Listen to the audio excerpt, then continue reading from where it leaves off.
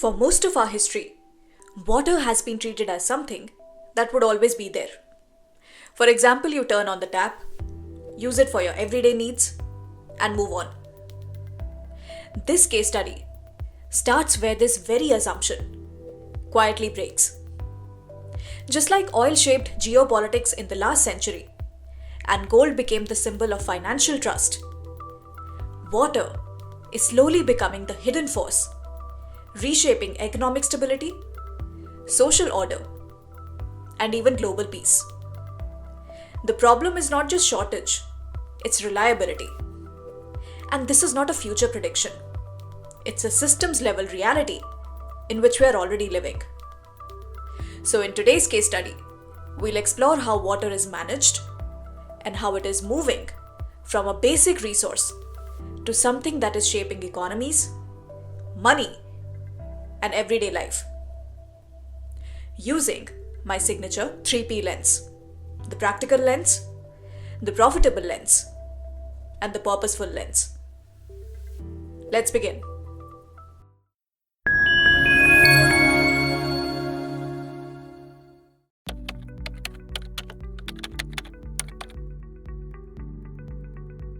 Let's start with the physical reality. The way we manage water was built on one simple assumption: that water would be predictable. Rains would come, rivers would flow, and seasons would repeat.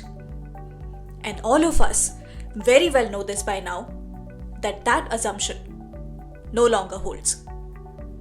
Our natural storage systems like glaciers, snowpacks, and rivers are under pressure from two sides at once. Climate change is making rainfall harder to predict, while population growth and consumption keep increasing the demand. The problem is not just that some regions are getting less rain. It's that the rain itself has become unpredictable.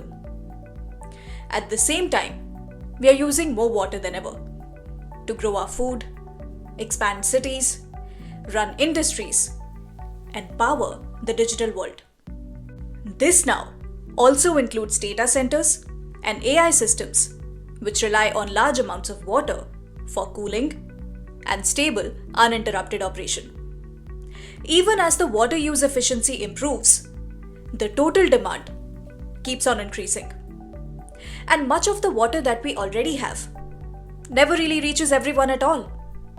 It's lost through leaks, evaporation, and outdated infrastructure. That is why water is becoming so important. Because the systems we depend on are under growing strain. And when water systems struggle, everything else gets affected.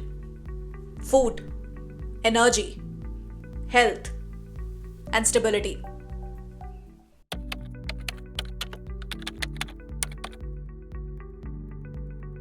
This is where water often gets misunderstood. Water can't be traded like oil or gold. You can't move it freely across borders or stockpile it at scale. But that doesn't mean that water has no economic value. When water systems function well, industries run smoothly, cities grow, and food stays affordable. When they don't, costs rise everywhere. That is why the economic value around water is about managing the risk associated with it. This is where the money is moving. Regions that manage water well reduce uncertainty, which benefits the entire economy. Over time, that difference shows up in where companies invest, where jobs go, and where growth happens. In that sense, water security becomes the competitive advantage. Markets don't fail because water is scarce. They fail because the risk is ignored until it becomes unavoidable.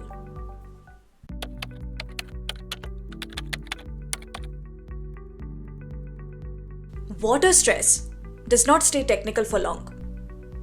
When communities are not sure if the water will be available tomorrow, stress and tension rises. Daily life gets affected, and conflicts and fights become more likely. For farmers, unpredictable rainfall is not just an economic problem. It creates a constant decision pressure about when to sow, when to wait, and when to take risks. Over time, water insecurity erodes psychological safety, and it doesn't affect everyone equally. Those with resources and money can adapt.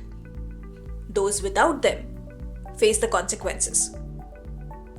That's why water crises reveal social and ethical failures long before they become technical ones.